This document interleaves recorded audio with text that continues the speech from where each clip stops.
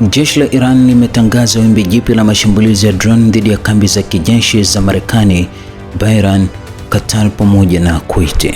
Jeshi la Iran limetangaza kuwa limeendesha wimbi jipya la mashambulizi ya ndege zisizo na rubani drones dhidi ya kambi za kijeshi za Marekani pamoja na miundombinu ya kimkakati nchini Bahrain, Qatar pamoja na Kuwait, likisema hatua hii ni kulipiza kisasi kwa mashambulizi ambayo Marekani imeyafanya ndani ya Iran dhidi ya maeneo na vikosi vya jeshi la nchi hiyo. Kwa mujibu wa taarifa ya jeshi hilo, operesheni hiyo ililenga mfumo wa ulinzi wa anga wa Patriot ulioko Kuwait, antena satellite inayotumika kama kituo cha tahadhari nchini Qatar, pamoja na magari ya kuhifadhi mafuta yanayotumiwa na jeshi la Marekani nchini Bahrain. Iran ilisema mashambulizi hayo yalitekelezwa kwa kutumia idadi kubwa ya droni za kivita. Iran ilisema mashambulizi hayo ilitekelezwa kwa kutumia idadi kubwa ya droni za kivita. Jeshi hilo limesema vikosi vya ulinzi vya Iran vinafanya operesheni hizo kwa maelekezo ya amiri jeshi mkuu wa nchi hiyo, na kwamba vitaruhusu kwa hali yoyote malengo na mipango ya kile ilichokiita uongozi usio wa busara wa rais wa Marekani kutimia.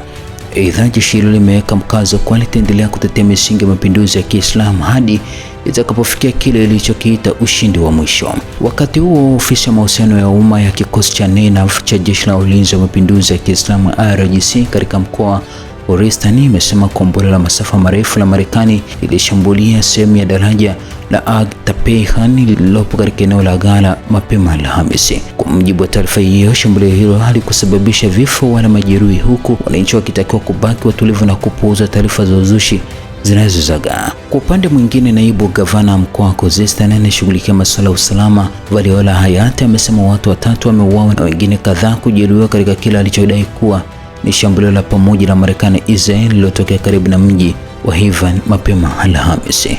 Katika tukio tofauti, naibu gavana mkoa wa Sistan na Baluchistan ambaye pia ni mkuu wa wilaya ya Ranshan, Salim Khakdoa, amethibitisha kutokea kwa shambulio lilolenga miundombinu ya uwanja wa ndege wa Ranshan.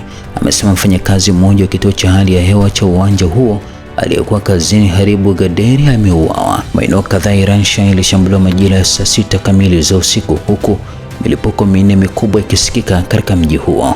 Uchunguzi wa awali umeonyesha kuwa makombora yalipiga vifaa vya usimamizi wa safari za ndege pamoja na kituo cha hali ya hewa na kusababisha uharibifu wa majengo hayo. Khakdoa amesema vikosi vya dharura vimefanikiwa kudhibiti eneo hilo baada ya mashambulizi hayo. Wizara ya Afya nchini Iran imesema watu 14 wamefariki dunia kufuatia mashambulizi yanayoendelea.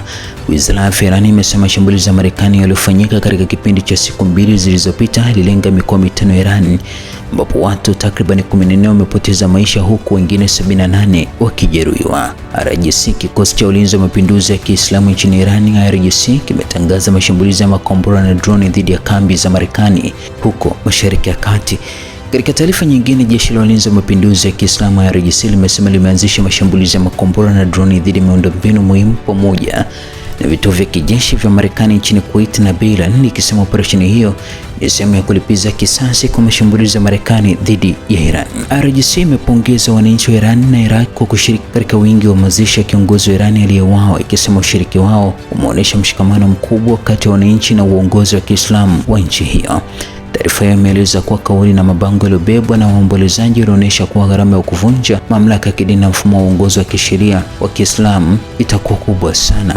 IRGC imedai kuwa maandamano hayo ya mazishi, hasa msafara ulidumu kwa saa 23 nchini Iraki katika hali ya joto kali, ilitia hofu Marekani na kusababisha kuanzishwa kwa mashambulizi mapya dhidi ya Iran. Kwa mujibu wa IRGC, vikosi vya Marekani vilishambulia maeneo mbalimbali katika mikoa ya kusini mwa Iran pamoja madaraja mawili katika mikoa ya mashariki yanayoelekea mji mtakatifu wa Mashdad, vikidai lengo lilikuwa ni kugeuza umakini wa dunia kutoka kwenye mazishi hayo.